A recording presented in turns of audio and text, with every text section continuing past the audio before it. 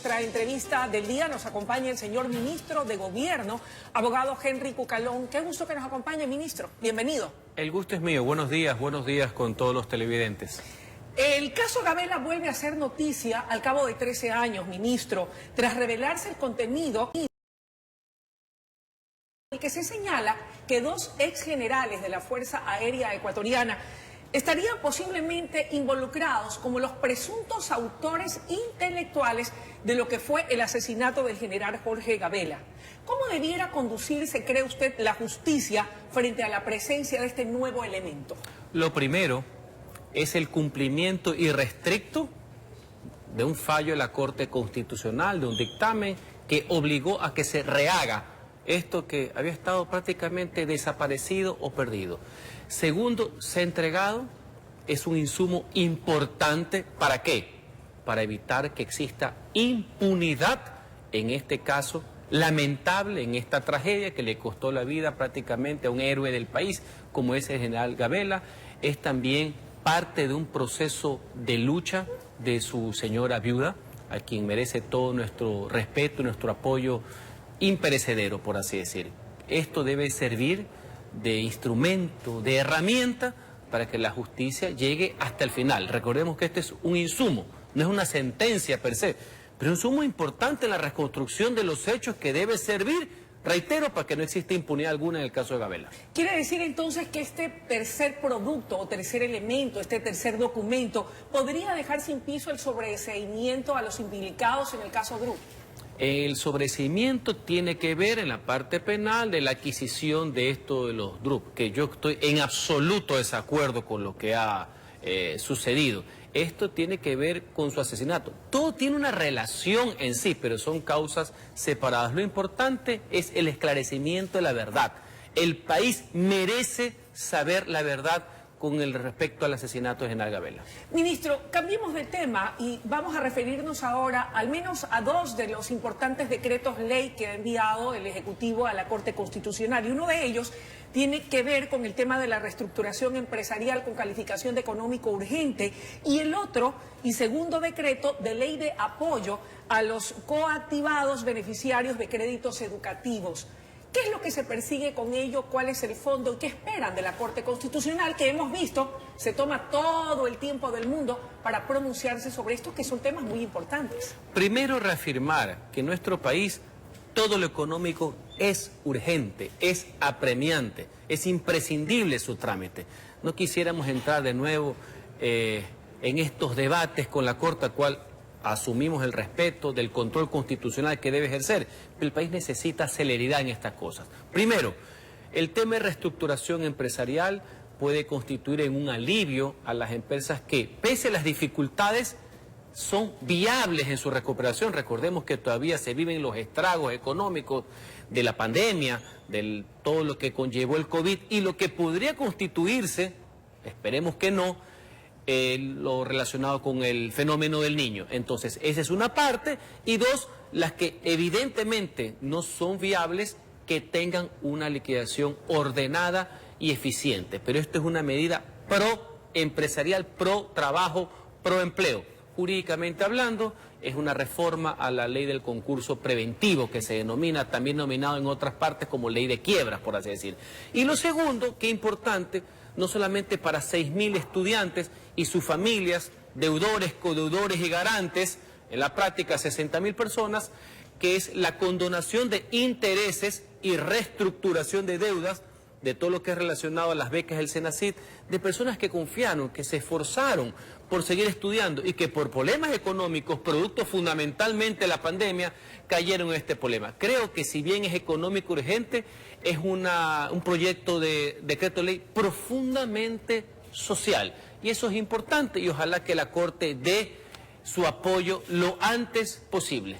Ministro, ¿qué otros decretos ley está preparando o tiene en mente enviar el gobierno en lo que resta de su mandato? En los próximos días esperamos presentar, estamos haciendo los ajustes necesarios, un proyecto que tiene que ver con finanzas públicas y también algo muy importante, que tiene que ver con el fenómeno del niño, un proyecto de decreto ley urgente económico con relación a reformas a la contratación pública, ciertos temas que tienen que ver con la colaboración que vamos a tener que tener con los gobiernos locales, con los gobiernos provinciales para enfrentar de mejor manera este flagelo, este evento, este fenómeno del niño, ¿no? Ministro, siendo usted el ministro de la política, el ministro de gobierno, ¿hay alguna disposición emanada por parte del primer mandatario en cuanto al direccionamiento político, a usted principalmente y al resto de los secretarios de Estado, para ser aplicados en lo que resta de su gestión? Por supuesto, una de las metas que tenemos, y tenemos un gabinete especial al respecto, es fortalecimiento de la gestión pública.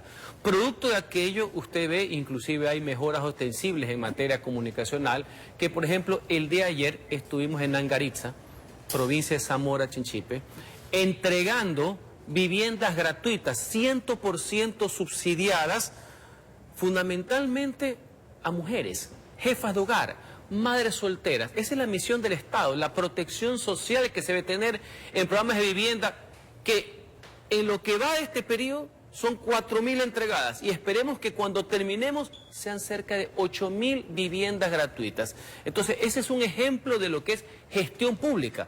Tenemos que pisar el acelerador en todo lo que es materia de obras y servicios, por poner un ejemplo. Hoy arranca oficialmente la campaña electoral, de acuerdo a lo que resolviera el Consejo Nacional Electoral, precisamente para dar más tiempo a los 8 binomios presidenciales que desde antes ya están recorriendo el país y difundiendo sus propuestas. ¿Cómo ha visto el momento político que estamos viviendo de cara a los comicios electorales del 20 de agosto?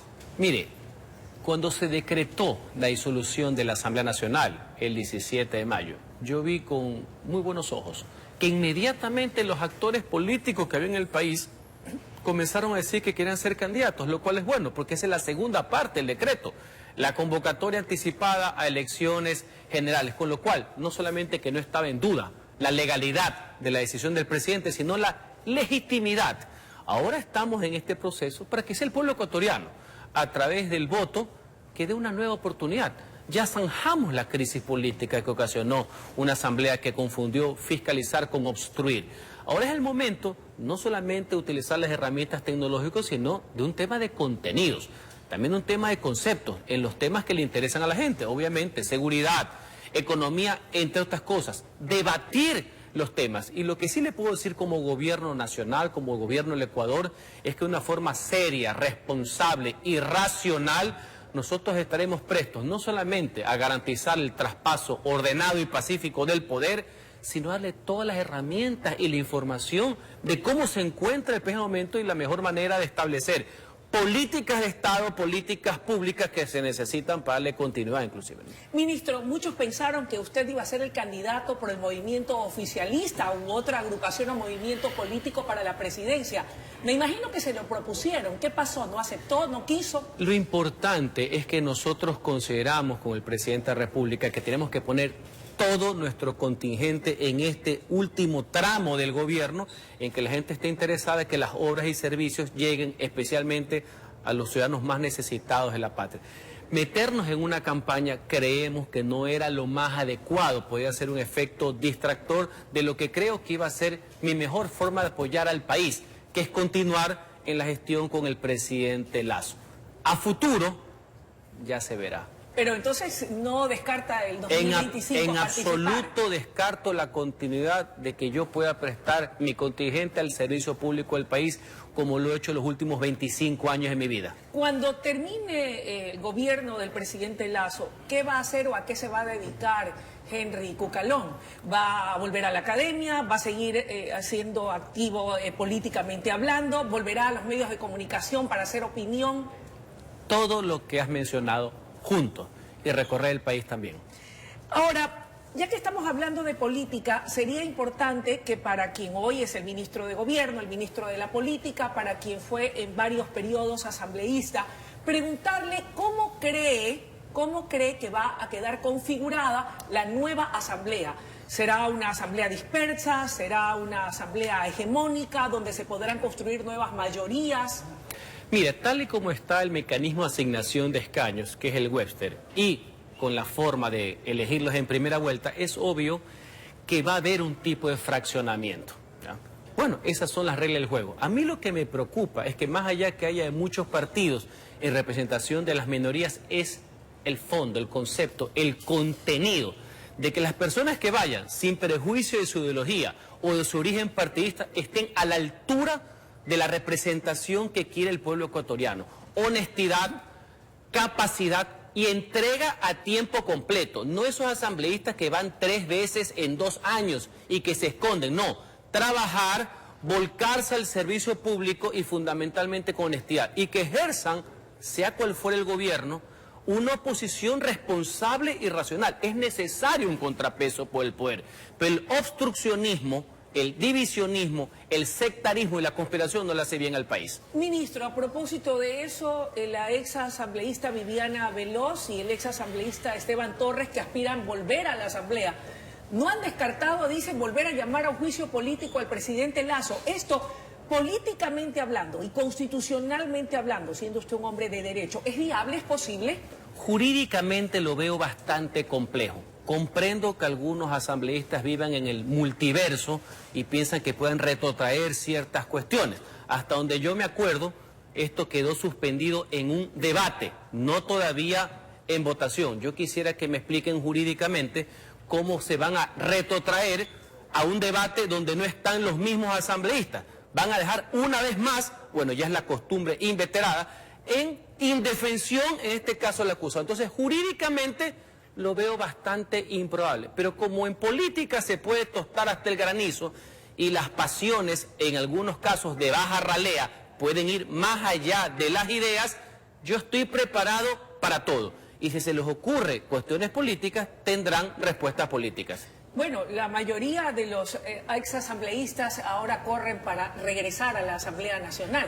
Jurídicamente tienen pleno derecho, no cuenta como una reelección, así lo establece la Constitución. Lo importante es que el pueblo ecuatoriano pondere si las actitudes que tuvieron son las más dables para la democracia ecuatoriana. Ministro, cuando hablamos de seguridad, ¿qué sensación siente usted? ¿Qué es lo que piensa? ¿Qué es lo que siente? Cuando uno le pregunta a la gente, si bien reconoce aciertos por parte del gobierno, y particularmente desde que usted llegó al Ministerio de Gobierno y a ser parte del gobierno del encuentro, sienten que el gobierno queda en deuda en el tema de seguridad. La seguridad ciudadana es un tema complejo que va a meritar políticas de mediano y largo plazo y una continuidad. Parte de un acuerdo de país. Esto no tiene que ver con las ideologías, esto es lo fundamental que tiene el Estado para cumplir con los ciudadanos. El haber enfrentado al crimen organizado y al narcotráfico, decirle con ese énfasis, es lo que en otras cosas ha ocasionado esto. ¿Qué querían? ¿Que se pacte con los narcotraficantes? No. Así que este tema va a tener que ser, por este gobierno, seguir siendo afrontado. Mire todo lo que se ha hecho. Estamos ya con 10.000 nuevos efectivos policiales, ya está llegando el equipamiento necesario. Ahora en agosto llegan, por ejemplo, las tanquetas especiales para las Fuerzas Armadas para que recorran el país en busca de estos criminales. Así que se están haciendo cosas y siempre tendrá que haber más. Siempre se podrá mejorar. Y es un tema sensible, obviamente, ¿no? Ministro, para cerrar la entrevista rápidamente, entiendo que a las 12 del día parten en una gira con el presidente de la República, en donde usted también formará parte del equipo de ministros que lo acompañan. El presidente de la República acudirá a la CELAC, a la cumbre de jefes de estados tanto de América como de Europa. Van a ser tratados temas importantes y un tema particular que hay que seguir insistiendo, el tema del visado Schengen. Es importante para los ecuatorianos, recordemos que se avanzó muchísimo por un tema que se escapó de las manos el año pasado, por un tema lastimosamente con una parlamentaria, una eurodiputada, se detuvo. Así que hay que seguir insistiendo y informaremos pertinentemente. Tenemos que seguir avanzando en esa misión, que es un anhelo de los ecuatorianos poder tener este acceso directo a Europa, ¿no? Ministro, buen viento y buena mar en ese viaje con la comitiva presidencial. Gracias por habernos acompañado. Gracias a las órdenes siempre. Amables televidentes, ha sido la intervención del señor ministro de Gobierno, abogado Henry Cucalón.